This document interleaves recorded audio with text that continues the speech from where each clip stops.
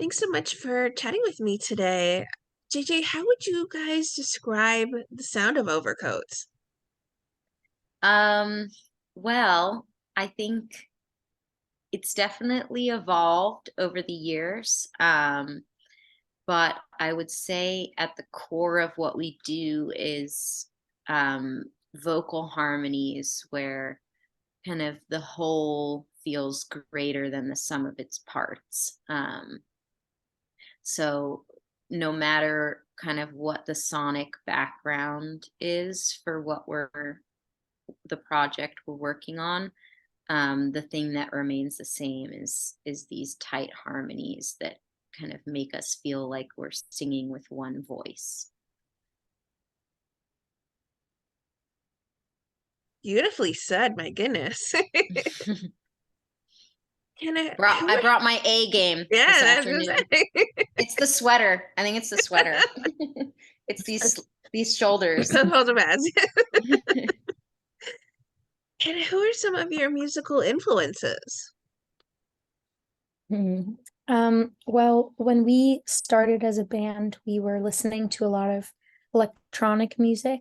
We loved Sylvanesso and Little Dragon, um, Chet Faker, kind of like electronic pop. And that definitely inspired the sound of our first record and still kind of going into our second and third. But um, in terms of the harmonies, we both grew up with like the Chicks and Simon and Garfunkel and stuff like that. So especially going into this third album, which is kind of leaning into a little bit more of the organic Americana side of things. Those were definitely big influences for us in terms of like the power of harmony and um what it can do to the like emotional content of a song.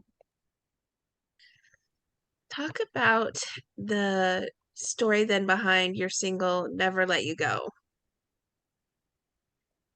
So that one was a fun one.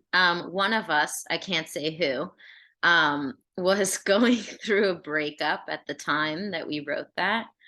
Um, and that song's very much about like this feeling that, you know, the kind of moment of separating from someone where you're actually being totally honest about what's working and what's not working, and sort of like deciding that you might need to call it quits is actually the moment where you probably feel like closest to that person, or closer to that person than you have in a really long time. And so we wanted to write about that kind of that moment of like push and pull where you have to let go of someone, but at the same time this moment of kind of release and clarity makes you feel like maybe you're making a mistake. um, and so with that song we wanted it to be kind of a little bit like cheeky, but at the same time it's about kind of like a serious feeling of sort of like, I guess, not knowing what to do next in that kind of situation. What kind of fan response then have you been receiving to the song? It's been great. I think people that have reached out mostly love the dancing in the video. I feel like I don't people are like, "Oh yeah, that one's really catchy. Love that song," but also the dance, because there's this very epic choreography in the chorus. It's like bow, bow, bow, bow. We worked really hard to master that one, and I remember like the day of the video we still hadn't like gotten it right, and especially this one part that I still can't figure out where you have to turn your head like this. And Hannah was like under her breath going like turn, turn, to make sure that I was doing it in sync with her. um but yeah, I would say overall our fans are really liking that song. I think we love making songs that people can dance to, even if the material is a little heavier. Um, Hmm. so that's definitely been a fun one, and we're really excited to play that one live and and dance that one live as well. All right, start practicing your head movement, Oh, JJ. you're telling me. I gotta work on that right now. And the song was written by Overcoats, Kate York, and Mikey Reeves. But do you guys tend to, when you particularly have a song to write, do you particularly have a process that you go through? Do you need to have music before you can come up with the lyrics? Do you need the lyrics before you can come up with a beat?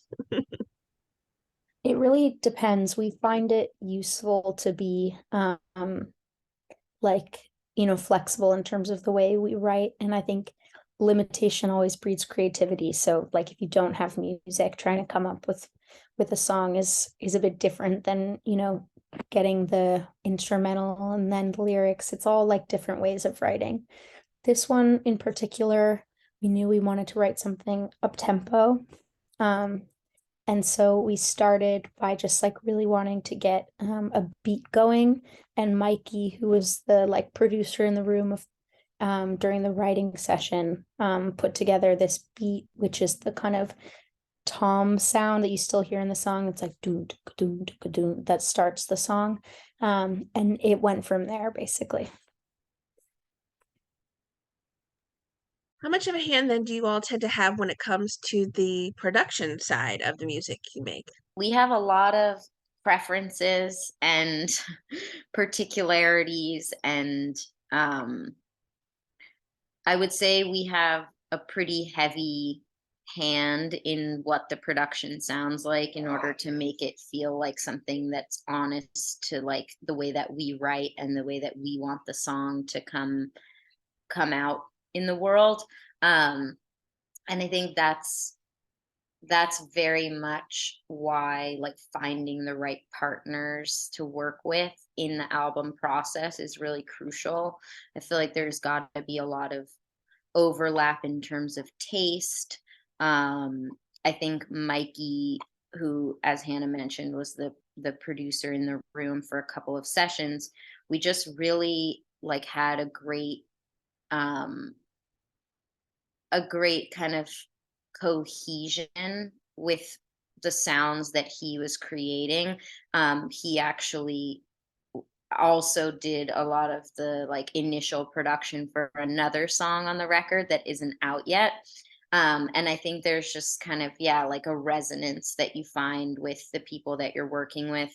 That happened, I mean, a ton with Daniel Tashin, who ended up producing the whole album with us, where just every sound that he was making and the way we were sort of like describing what we wanted and how we wanted it to like unfold, he just was hitting the nail on the head. And I think that meant that like we sort of grew together and made this record where like every sound is incredible to us. And he was really instrumental in that. What are some of the themes you all will be exploring on this new album coming up, Winter?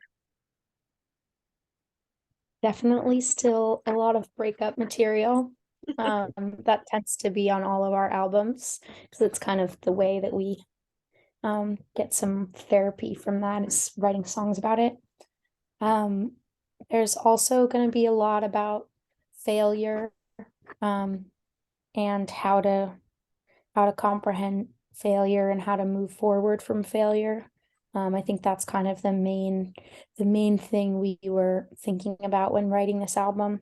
We'd come off of like leaving our last label, and the pandemic and everything, and trying to think about how to move forward when so much had changed. And so I think winning and failure are big themes as well. And just kind of like similar to Never Let You Go, kind of like the idea of conflicting feelings. We try to play with that, because we're kind of yin yang as well. So like, Say My Name is similar, or that's not out yet. Sorry, that's gonna be on the album. Um, that one is also playing with the idea of like not wanting to see someone, but also wanting to see someone, and those kind of conflicting feelings that can happen. and how to normalize those, I think. Hannah, do you have some particular favorite tracks then, or ones that you're eager for fans to get to check out? Yeah, Say My Name is definitely one of them. The other is probably a song called Vagabond, which is the other song that Mikey Reeves worked on. Um, that one just pulls my heartstrings. But I really do love all of them.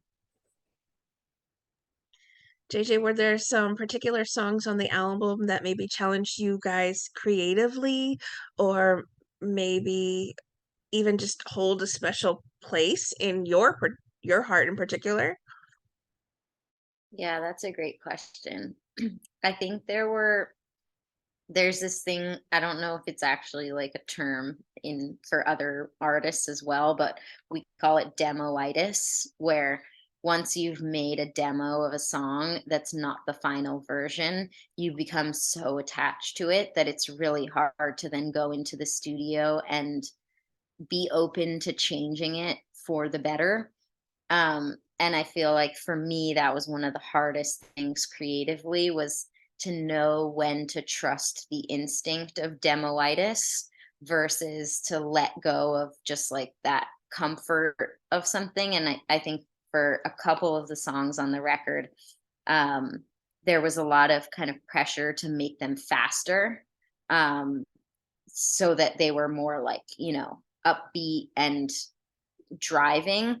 And I just was so reluctant, and in some cases they stayed really slow, and I love that they stayed slow, and in some cases they sped up, and I'm really glad that I was forced to allow them to be sped up because they're just like bops now.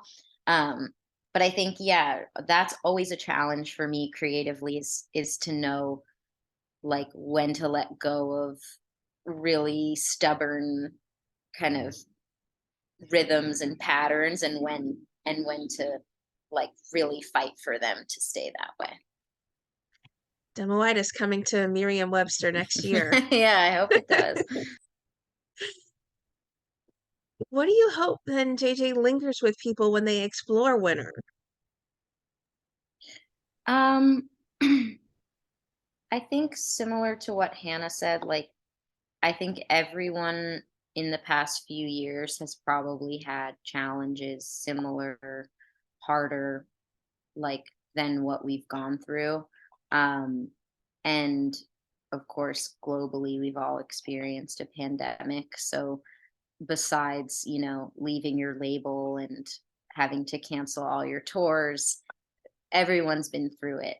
And I think this album is hopefully like a place where people can kind of like seek solace in some of those feelings, and just like accept that some things didn't work out the way you thought they would. And I feel like one thing we've been saying is that like when you fall off the horse, you can give up, and you can like do something else and move on, or you can get back on. And horses, big theme, horse girl on the album. But I think that really, that saying like resonates with us because you kind of have to wake up every day and decide that you're going to keep trying in whatever it is you're doing. And I think that this music hopefully will help with that. Wow, my goodness.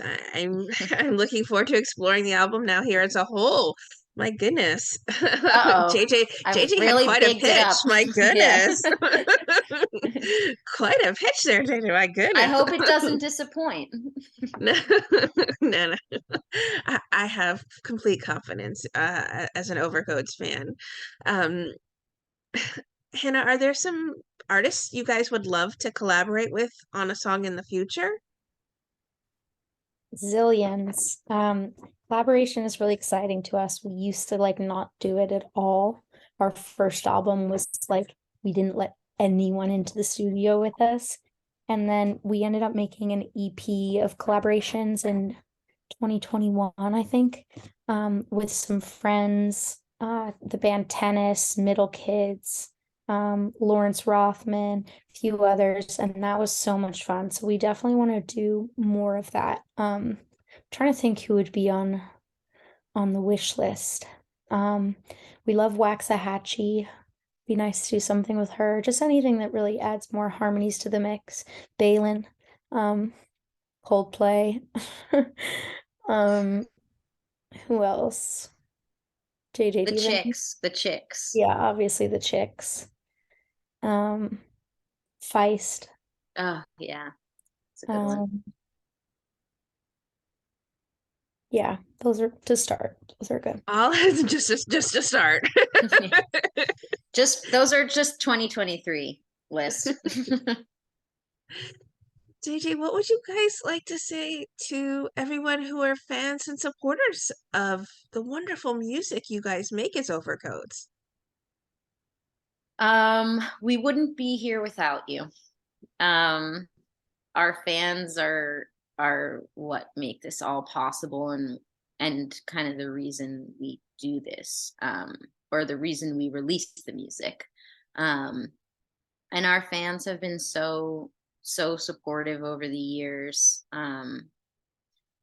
We, you know, we're always at the merch table after our shows, and we've met so many amazing people. And yeah, I guess the only other thing I would say is that I really hope you like the album.